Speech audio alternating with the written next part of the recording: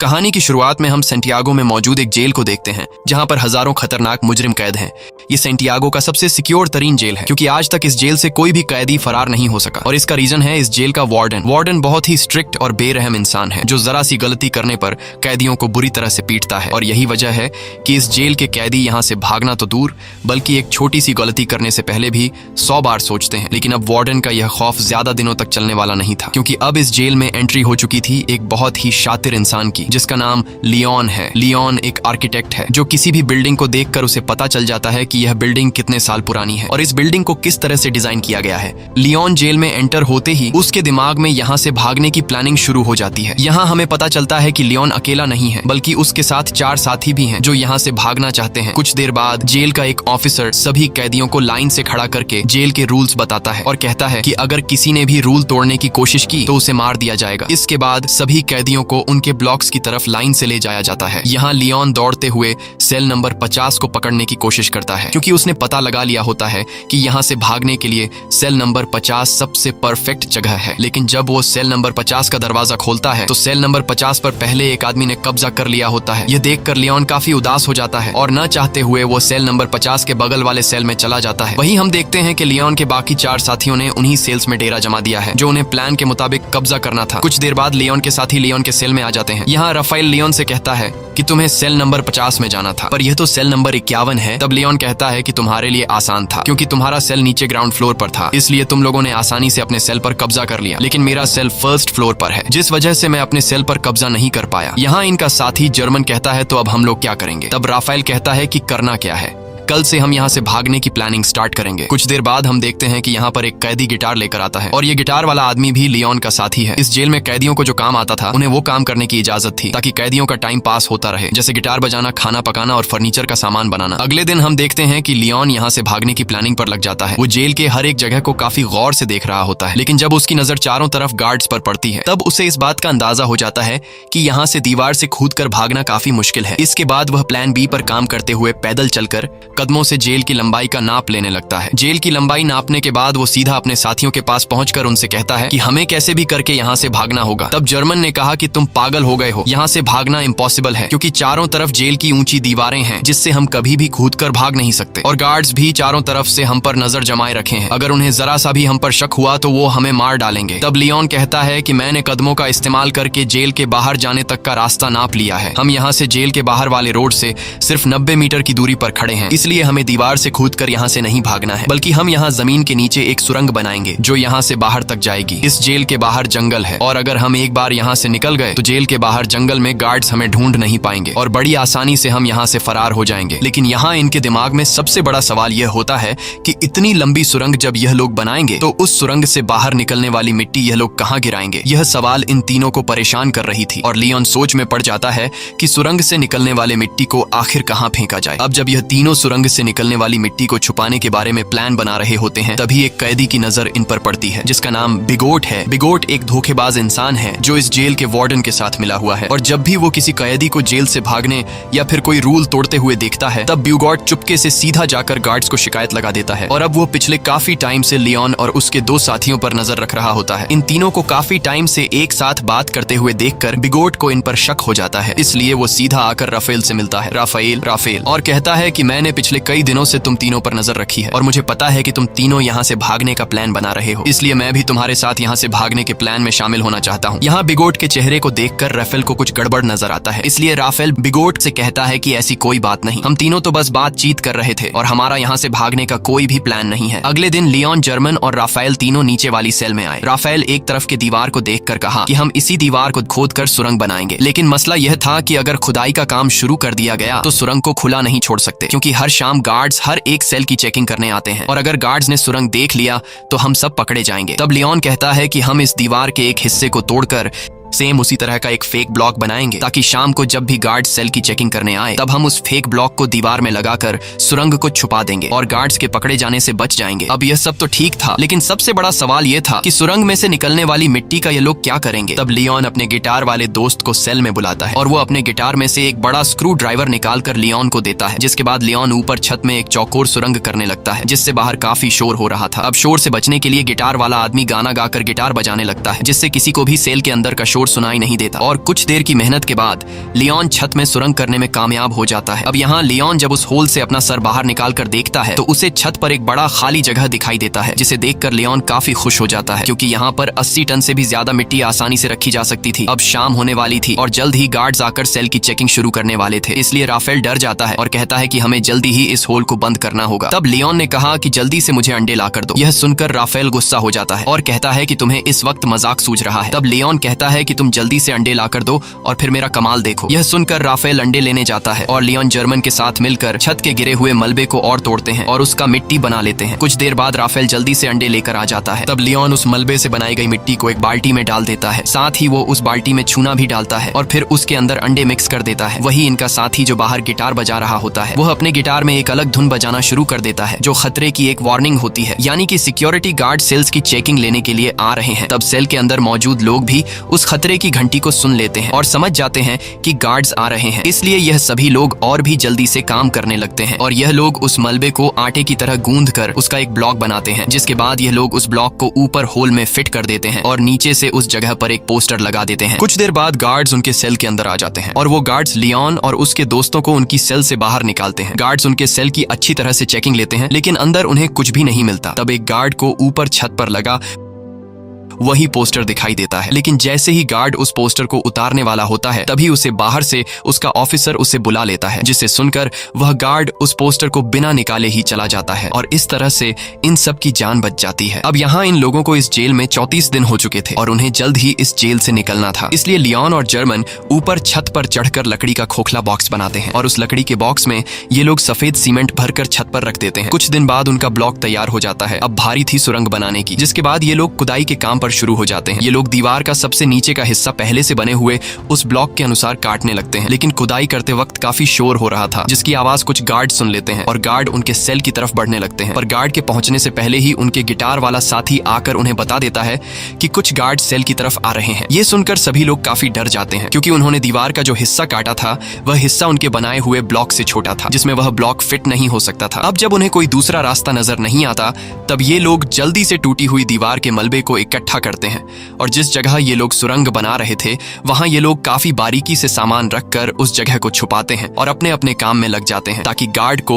उन पर शक न हो। कुछ देर बाद एक गार्ड उनके सेल के अंदर आता है और वह गार्ड इनके सेल के चारों तरफ नजर घुमाकर चेक करता है कि कहीं ये लोग यहाँ से भागने की प्लानिंग तो नहीं कर रहे, पर उसे कुछ भी गड़बड़ नहीं नजर आता, इसलिए वह गार्ड वहां से चला जाता है। गार्ड के जाते ही ये लोग रेडियो का आवाज तेज कर लेते हैं और फिर से खुदाई के काम पर लग जाते हैं। कई घंटों की मेहनत के बाद फाइनली ये लोग ब्लॉक के शेप का एक परफेक्ट हिस्सा काट लेते हैं और सफेद सीमेंट के उस ब्लॉक को वहां पर फिक्स कर देते हैं। अब यहाँ खुदाई से निकले हुए मलबे को ये लोग एक बैग में भर लेते हैं और उस बैग को ऊपर वाले सेल में ले जाते हैं, जहां उन्होंने पहले से सेल की छत को तोड़कर होल बनाया था और उस होल को उन्होंने अंडे और मलबे को मिक्स करके एक छोटा सा ब्लॉक बनाकर छुपा दिया था। ये लोग उस ब्लॉक को निकालकर उसके ऊपर जो खाली जगह होती है वहां पर ये लोग मिट्टी जमा करना शुरू कर देते हैं। छत पर मिट्टी रखने के बाद ये लोग छत वाले ब्लॉक को वापस लगाकर उसे व्हाइट सीमेंट से कवर कर देते हैं और उसे वापस से फोटो से ढक देते हैं। इसी तरह रोजाना वह गिटार वाला उनका साथी गिटार बजाकर लोगों का ध्यान भटकाता है, साथ ही वह पुलिस पर भी नजर रखता है और लियोन, राफेल और जर्मन नीचे वाली सेल में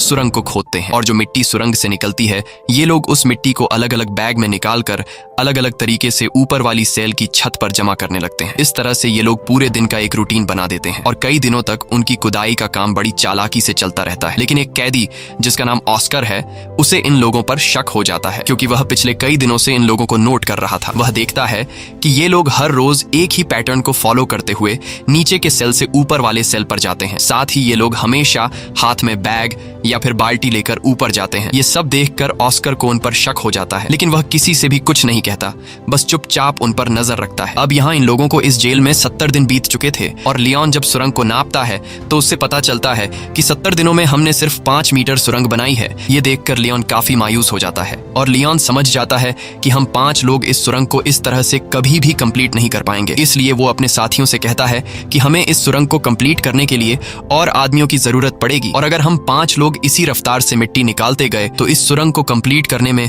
हमें 5 साल लग जाएंगे। इसलिए हमें सुरंग को और तेजी से खोदना होगा। वही उनका साथी जर्मन जब बैग में मिट्टी भरकर ऊपर ले जा रहा था तभी एक पुलिस वाला उसे रोक लेता है और जर्मन से पूछता है कि इस बैग में क्या है। तब जर्मन कहता है कि कुछ खास नहीं, बस मेरी जरूरत का कुछ सामान है। ये सुनकर वह पुलिस वाला जर्मन से कहता है कि अच्छा ठीक है, चलो अब बैग खोल कर दिखाओ। ये सुनकर जर्मन घबरा जाता है और जर्मन को लगता है कि आज हम सभी पकड़े जाएंगे। लेकिन जब जर्मन अपना बैग खोलता है तो उसमें कुछ सामान रखा गया था। दरअसल जर्मन ने पहले से बैग में मिट्टी नीचे छुपाई होती है और सामान ऊपर रख दिया होता है। लेकिन गार्ड को जर्मन पर शक होता है, इसलिए वह गार्ड जर्मन से कहता है कि मेरे पीछे चेकिंग रूम में आओ। तब जर्मन बड़ी चालाकी से नीचे बैठा अपने साथी लियोन के साथ उसी तरह का सेम एक दूसरा बैग बदलकर गार्ड के पीछे चेकिंग रूम में चला जाता है। चेकिंग रूम में जब वह गार्ड जर्मन के बैग को अच्छी तरह से चेक करता है तो उसके अंदर सामान के अलावा कुछ भी नहीं मिलता, जिसके बाद वह गार्ड जर्मन को जाने देता है। अब इन सभी कैदियों को जेल में 86 दिन बीत चुके थे और अब ये लोग और ज्यादा दिन यहाँ नहीं रहना चाहते थे। इसलिए लियोन और उसके साथी जल्दी से सुरंग के काम को बढ़ाने के लिए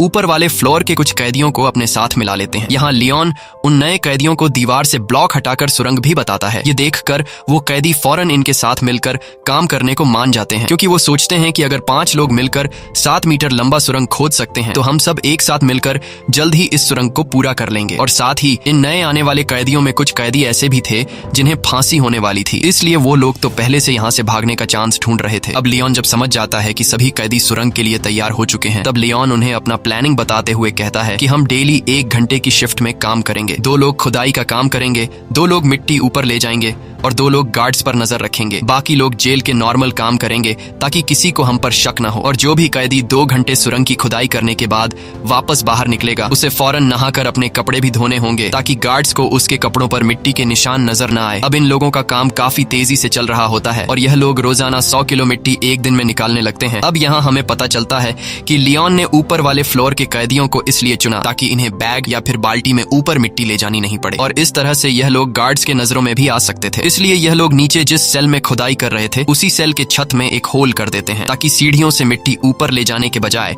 डायरेक्ट होल से ऊपर वाले सेल के कैदियों को मिट्टी पास कर दी जाए। इस तरह से उनके पकड़े जाने का रिस्क भी कम हो जाता है और काम की स्पीड भी काफी बढ़ जाती है। जब भी कोई कैदी सुरंग में खुदाई कर रहा होता है तब यह लोग रेडियो की आवाज बढ़ा देते और बाहर सभी कैदी गार्ड्स को ऐसा दिखाते कि जैसे सब कुछ नॉर्मल हो। और जब भी उन्हें गार्ड्स का कोई खतरा नजर आता तब यह लोग उस सेल के दरवाजे पर नॉक करके खतरे की घंटी बजा देते, जिससे अंदर खुदाई के काम पर लगे कैदी सेल में सारा सामान पहले की तरह करके अपने अपने काम पर लग जाते। इस तरह से यहाँ से भागने के प्लानिंग में शामिल हर एक कैदी रूटीन के मुताबिक अपना अपना काम करते हैं और हर शाम को यह लोग इकट्ठा होकर आगे की प्लानिंग बनाने लगते हैं ताकि गार्ड्स को किसी पर भी शक न हो और सब कुछ परफेक्ट तरीके से चलता रहे। लेकिन शाम को जब यह लोग फुटबॉल खेल रहे होते हैं तब एक कैदी जिसका नाम ऑस्कर है वो राफेल के पास आता है और राफेल को बताता है कि मुझे पता है कि तुम लोग सुरंग खोदने की कोशिश कर रहे हो, इसलिए मैं भी तुम्हारी टीम में शामिल होकर तुम्हारा साथ देना चाहता हूँ। तब राफेल ऑस्कर को लियोन के पास ले जाता है और लियोन ऑस्कर को भी अपनी टीम में शामिल कर देता है। यहाँ लियोन अपने 2 साथी जर्मन और राफेल से कहता है कि जिस हिसाब से काम चल रहा है मुझे पूरा यकीन है कि हम जल्द ही इस सुरंग को कंप्लीट कर देंगे और जल्द ही यहाँ से बाहर निकल जाएंगे। लेकिन बाहर निकलने के बाद भी हम लोग पकड़े जा सकते हैं क्योंकि हम 4-5 नहीं बल्कि पूरे 40 लोग हैं और अगर बाहर निकलने के बाद भागते हुए हमें पुलिस ने देख लिया तो पुलिस हमारे पीछे गाड़ी लगाकर हमें पकड़ लेगी। इसलिए हमें यहाँ से बाहर निकालने के लिए बाहर के एक बंदे की जरूरत होगी जो हमारा यहाँ से बाहर निकलते ही हमारे लिए एक बस तैयार रखे। अब यहाँ ये लोग सोच में पड़ जाते हैं कि बाहर से हमारी कौन मदद कर सकता है। तब लियोन कहता है राफेल तुम्हारी वाइफ पॉलिना हमारी बाहर से मदद कर सकती है और हम लोग उस पर विश्वास भी कर सकते हैं, इसलिए तुम्हें अपनी वाइफ से मदद मांगनी होगी। अब यहाँ रहते हुए सभी कैदियों को 182 दिन बीत जाते हैं और आज सभी कैदियों से उनके घर वाले मिलने आए होते हैं। यहाँ पर राफेल की वाइफ भी आई होती है। तब राफेल अपनी वाइफ पॉलिना को उनके पूरे प्लान के बारे में बताता है और कहता है हमें तुम्हारी बाहर से मदद चाहिए होगी, इसलिए बाहर तुम्हें कुछ लोगों के साथ जुड़कर हमारे लिए एक बस का इंतजाम करना होगा। पॉलिना मान जाती है और वो वहां से चली जाती है। अब जेल में सुरंग खोदते हुए इन कैदियों को 205 दिन बीत चुके थे और इन लोगों ने सुरंग को भी काफी लंबा कर दिया था। लेकिन एक दिन इनका साथी जो गिटार बजाया करता था वो जब सुरंग के अंदर खुदाई के काम पर लगा होता है तभी वहां पर सेल की चेकिंग के लिए गार्ड्स आ जाते हैं। यह देखकर बाहर खड़ा राफेल और लियोन काफी ज्यादा घबरा जाते हैं क्योंकि पिछले कई दिनों से रात में सेल की चेकिंग होती थी, लेकिन आज गार्ड्स दोपहर में सेल की चेकिंग करने आए हैं, जैसे उन्हें शक हो गया हो कि जेल में कोई सुरंग खोदने की कोशिश कर रहा है। और गार्ड्स को देखकर लियोन दौड़ते हुए अंदर जाकर सभी को वार्न कर देता है और कहता है कि जो भी सामान यहाँ वहाँ बिखरा पड़ा है उन्हें जल्दी से छुपा दो। ये सुनकर जो लोग काम पर लगे हुए होते हैं वो सभी सुरंग का काम छोड़कर अपने अपने काम पर लग जाते हैं। यहाँ इस गिटार वाले के साथ जो दूसरा साथी सुरंग में गया होता है वो भी बाहर आने लगता है, लेकिन गिटार वाला अंदर फंस जाता है क्योंकि वो सुरंग के बिल्कुल एंड में काम कर रहा था। लेकिन जैसे तैसे करके वो भी बाहर निकलने की कोशिश करता है, पर वो जान चुका था कि मेरे निकलने से पहले गार्ड सुरंग तक पहुंच चुके होंगे। अब यहाँ सभी लोग डरे होते हैं और उन्हें लगता है कि आज हम सभी पकड़े जाएंगे। लेकिन यहाँ राफेल समझदारी से काम लेते हुए सभी कैदियों को इकट्ठा करके गार्ड्स के सामने आकर खड़ा हो जाता है और गार्ड्स को आगे बढ़ने से रोक देता है। ये देखकर पुलिस ऑफिसर को गुस्सा आ जाता है और पुलिस कैदियों पर हमला कर देती है। यहाँ कैदी भी पुलिस का मुकाबला करते हैं और पुलिस को रोकने की कोशिश करते हैं ताकि इनका साथी जो सुरंग में फंसा हुआ है वह बाहर आ सके। वहीं हम देखते हैं कि इनका वह गिटार वाला साथी अब सुरंग से बाहर आ चुका है। वह जल्दी से उस सीमेंट के ब्लॉक को सुरंग में फिट कर देता है और जब वह सेल का दरवाजा खोलकर देखता है तो बाहर कोई भी नहीं होता। दरअसल गार्ड्स पर हमला करने के जुर्म में सभी कैदियों के कपड़े निकालकर बाहर धूप में खड़ा कर दिया गया होता है। कुछ देर बाद वहां पर जेल का वार्डन आता है। वार्डन कहता है कि इन सभी को बिना कपड़ों के सूरज के ढलने तक यहीं पर खड़ा रखो और एक दिन के लिए इनका खाना बंद कर दो। दूसरी तरफ राफेल की वाइफ पोलिना एक चर्च में जाकर लियोन के पिता से मिलती है। लियोन के पिता एक पादरी थे। यहाँ लियोन का एक पुराना दोस्त भी आता है। तब राफेल की वाइफ पोलिना लियोन के फादर और उसके दोस्त को लियोन का पूरा प्लान समझा देती है और कहती है कि हमें उन्हें बचाने के लिए एक बस का इंतजाम करना होगा। तब लियोन का दोस्त भी इनकी मदद करने के लिए तैयार हो जाता है और कहता है कि बस का इंतजाम मैं कर लूंगा। वहीं दूसरी तरफ जेल में राफेल से उसकी वकील मिलने आती है। यहाँ जेल का वार्डन राफेल को सिगरेट देने लगता है, पर राफेल सिगरेट लेने से इनकार कर देता है। लेकिन राफेल वार्डन के सिगरेट के डिब्बे को पहचान लेता है कि वार्डन कौन से ब्रांड का सिगरेट पीता है। अब यहाँ इन लोगों को इस जेल में रहते हुए 1 साल से भी ज्यादा टाइम बीत चुका था और इन लोगों ने सुरंग को भी काफी लंबा कर दिया था। दिन रात मेहनत के बाद अब सुरंग भी जल्द कंप्लीट होने वाला था। लेकिन एक दिन सुरंग में इनका एक साथी जब काम कर रहा होता है तभी अचानक वह बेहोश हो जाता है क्योंकि इतनी गहराई में ऑक्सीजन की कमी होती है। अच्छी बात यह थी कि राफेल उसके पीछे होता है और राफेल जैसे तैसे करके उस आदमी को बाहर निकाल देता है। शाम को ये लोग मीटिंग करते हैं कि अब सुरंग काफी लंबा हो चुका है। जहाँ अंदर ऑक्सीजन ना होने की वजह से सांस लेने में तकलीफ होती है, इसलिए हमें कुछ करना होगा। यहाँ पर एक आदमी होता है जो जेल में काम करता है। उसके पास एक मशीन होती है जिससे ये लोग पंखा लगाकर सुरंग के एंड तक ऑक्सीजन पहुंचा सकते हैं। राफेल उस आदमी से कहता है कि अगर तुम हमें ये मोटर दोगे तो हम तुम्हें अपने साथ शामिल कर लेंगे। वह कैदी मान जाता है और फिर ये लोग उस मोटर में एक पंखा लगाकर प्लास्टिक के पाइप के जरिए सुरंग के एंड तक ऑक्सीजन पहुंचाने में कामयाब हो जाते हैं और अब सुरंग के एंड में काम करने वाले लोगों को सांस लेने में तकलीफ नहीं होती। इस तरह से इनका काम फिर से जारी हो जाता है। लेकिन अब जेल के वार्डन को कैदियों पर शक होने लगता है, इसलिए जेल का वार्डन अपने पास एक कैदी को बुलाता है जिसका नाम बिगोट है। वार्डन बिगोट को सिगरेट का पैकेट देता है और उससे कहता है कि मुझे जेल में कुछ न कुछ गड़बड़ नजर आ रहा है, इसलिए तुम्हें कैदियों पर नजर रखनी होगी कि वो क्या करने की कोशिश कर रहे हैं। और बिगोट मान जाता है। दरअसल बिगोट को अभी तक पता नहीं होता कि जेल में कैदी सुरंग खोदने की कोशिश कर रहे हैं। अब यहाँ इन लोगों को सुरंग खोदते हुए इस जेल में 514 दिन बीत जाते हैं और उन्होंने अब जेल के बाहर तक सुरंग खोद दी होती है। अब जहां तक उन्होंने सुरंग खोदी होती है वहां पर राफेल नीचे से एक छोटा सा सुरंग करके ऊपर एक लाल कलर का लिक्विड गिरा देता है ताकि बाहर राफेल की वाइफ और लियोन के साथी को पता चल जाए कि सुरंग यहां तक खोदी जा चुकी है। वही बिगोट को राफेल और उसके साथी लियोन पर शक तो होता है, पर उसे पूरा यकीन नहीं होता कि ये लोग सच में सुरंग खोद रहे हैं। इसलिए बिगोट अपने शक को यकीन में बदलने के लिए राफेल के पास आकर उसे कहता है कि अगर तुम लोग यहाँ से भागने की प्लानिंग कर रहे हो तो प्लीज मुझे भी अपने साथ शामिल कर लो। मैं यहाँ थक चुका हूँ। बाहर मेरी वाइफ और मेरी बेटी मेरा इंतजार कर रही है।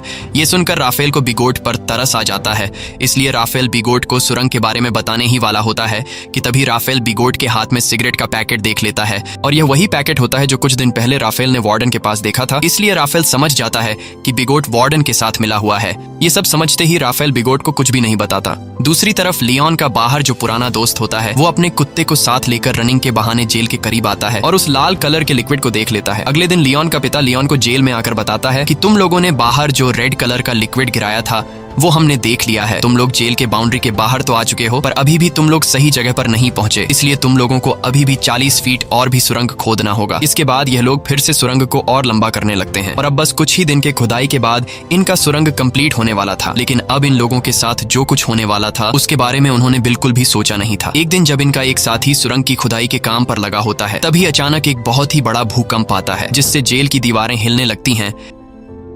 लियोन उस वक्त अपने दोस्तों के साथ बाहर फुटबॉल मैच देख रहा था। भूकंप के झटके महसूस होते ही वो तेजी से सुरंग की तरफ भागा। यहाँ गार्ड सभी कैदियों को जेल से बाहर निकालने लगते हैं ताकि कहीं इन पर जेल की दीवारें न गिर जाएं। और लियोन भी जैसे तैसे करके सुरंग के अंदर फंसे हुए अपने साथी को बाहर निकाल लेता है। अब लियोन ने अपने साथी को तो बचा लिया था, लेकिन अब उसे डर था कि कहीं भूकंप की वजह से अंदर से सुरंग टूट नहीं गया हो। इसलिए लियोन फिर से सुरंग के अंदर जाता है और अंदर जाकर वो देखता है कि सुरंग पूरी तरह से सेफ है। ये देखकर लियोन को सुकून मिल जाता है। अब जब इनके सुरंग का काम काम पूरा होने वाला होता है तब लियोन जाकर जेल के एक कैदी से मिलता है जो कि व्हील चेयर पर होता है। लियोन उससे कहता है कि हम जल्द ही यहाँ से भागने वाले हैं, इसलिए मैं चाहता हूँ तुम भी हमारे साथ चलो। लेकिन वो व्हील चेयर पर बैठा आदमी कहता है तुम जल्द से जल्द यहाँ से भाग जाओ और मेरी चिंता मत करो, मैं तुम्हारे साथ नहीं आ पाऊंगा। अब फाइनली वो दिन आ गया जिस दिन ये लोग इस जेल से भागने वाले थे और जैसे ही सभी कैदी रात को टीवी देखने में मसरूफ होते हैं तब वो सभी कैदी जो यहाँ से भागने की प्लानिंग में शामिल थे वो सभी एक एक करके उठकर जाने लगते हैं। यहाँ किसी को भी इन पर शक नहीं होता क्योंकि सबका ध्यान टीवी में रोमांटिक फिल्म पर होता है और भागने वाले सभी कैदी सुरंग वाले सेल में आ जाते हैं और यहाँ एक एक करके सभी कैदी सुरंग में उतरने लगते हैं। वहीं बीगॉट जब टीवी देख रहा होता है तब उसका ध्यान पीछे की तरफ जाता है और वो देखता है कि यहाँ से तो कई सारे कैदी जा चुके हैं। ये देखकर उसे शक हो जाता है और वो सीधा राफेल के सेल की तरफ बढ़ने लगता है। लेकिन बीच रास्ते में व्हील चेयर वाला आदमी बीगोट को रोक लेता है पर बीगोट इस आदमी को धक्का देकर गिरा देता है, जिसके बाद वो सीधा राफेल के सेल में आ जाता है जहाँ उसे सुरंग दिखाई देता है। साथ ही वहाँ पर ऑस्कर भी खड़ा होता है और ऑस्कर यहाँ से निकलने वाला आखिरी कैदी होता है। लेकिन अब जब बीगोट को सारी सच्चाई का पता चल गया होता है तब वो पुलिस को बुलाने के लिए जाता है, लेकिन ऑस्कर उसे पकड़ लेता है। इस दौरान इन दोनों के बीच फाइट छिड़ जाती है और बीगोट ऑस्कर को स्क्रू ड्राइवर से बाजू पर मारकर बुरी तरह से घायल कर देता है। लेकिन ऑस्कर बुरी तरह से घायल होने के बावजूद भी बीगोट को जाने नहीं देता और बीगोट को मार मार कर बेहोश कर देता है। अब ऑस्कर भी सुरंग में जाने की कोशिश करता है पर उसका बाजू बुरी तरह से घायल होने की वजह से वो सुरंग में नहीं जा पाता। दूसरी तरफ सभी कैदी सुरंग के अंदर धीरे धीरे आगे बढ़ रहे होते हैं और बढ़ते बढ़ते यह लोग सुरंग के एंड तक पहुंच जाते हैं जहां बाहर से लियोन का पुराना दोस्त सुरंग का ऊपर से हिस्सा खोल देता है और वह एक एक करके सभी कैदियों को हाथ से पकड़कर बाहर निकालता है। बाहर निकलने के बाद सभी कैदी जल्दी से अपने कपड़े बदल लेते हैं और तभी उन्हें सामने के ब्रिज पर एक बस आते हुए दिखाई देती है, जिसे देखकर ये सभी लोग उस बस की तरफ दौड़ने लगते हैं और सभी बस में बैठ जाते हैं। लेकिन ऑस्कर अभी तक नहीं आया होता, इसलिए सभी कैदी उसका इंतजार कर रहे होते हैं। यहाँ जर्मन कहता है कि मुझे लग रहा है कि कहीं ऑस्कर किसी मुसीबत में है, इसलिए मैं ऑस्कर की मदद के लिए जा रहा हूँ, जिसके बाद वह ऑस्कर को लेने जाता है। दूसरी तरफ जेल में मूवी खत्म हो गई थी और सभी कैदी अपने अपने सेल में जाने लगते हैं। तब यहाँ वह व्हील चेयर वाला कैदी सभी को आकर बता देता है कि राफेल के सेल में एक सुरंग है जहां से तुम लोग भाग सकते हो। ये सुनकर सभी कैदी उस तरफ भागने लगते हैं, जिसे देखकर गार्ड्स को भी इन पर शक हो जाता है और वह गार्ड्स वहां पर और भी गार्ड्स को बुला लेते हैं। कुछ देर बाद पूरे जेल में सायरन बजने लगता है, जिसकी आवाज बाहर बस में बैठे कैदी सुन लेते हैं और सभी कैदी समझ जाते हैं कि अब हमारा यहाँ पर ज्यादा देर रुकना ठीक नहीं, इसलिए अब हमें यहाँ से निकलना होगा। और तभी वहां पर जर्मन भी आ जाता है। वह सभी को बताता है कि मैं सुरंग के पास गया लेकिन वहां पर मुझे ऑस्कर नहीं मिला, जिसके बाद बस वहां से जाने लगती है। वहीं हम जेल में ऑस्कर को देखते हैं जो घायल होने की वजह से जेल से भाग नहीं पाया। अब यहाँ कैदियों के भागने की खबर जेल के वार्डन को दी जाती है। कैदियों के भागने की खबर सुनकर वह काफी गुस्सा हो जाता है। दूसरी तरफ सभी कैदी बस में थे जहाँ पर पोलिना सभी कैदियों को उनका पर्स दे देती है जिसमें कुछ पैसे और उनके फेक आईडी थे और सभी कैदी अलग अलग होकर अपने अपने रास्ते निकल जाते हैं। और इस तरह से सभी कैदी जिन्होंने पिछले कई महीनों से दिन रात मेहनत की थी वह सभी जेल से आजाद हो जाते हैं। दोस्तों, यह इतिहास की सबसे बड़ी जेल ब्रेक घटना थी जहां एक ही बार में पूरे 50 लोग जेल से फरार हो गए थे, लेकिन इनका एक साथी ऑस्कर भागने में नाकाम हो गया था। इसी के साथ सच्ची कहानी पर बनाई गई ये फिल्म खत्म हो जाती है। अगर आपको ये वीडियो अच्छी लगी हो तो हमारे चैनल को सब्सक्राइब और वीडियो को लाइक जरूर कीजिएगा।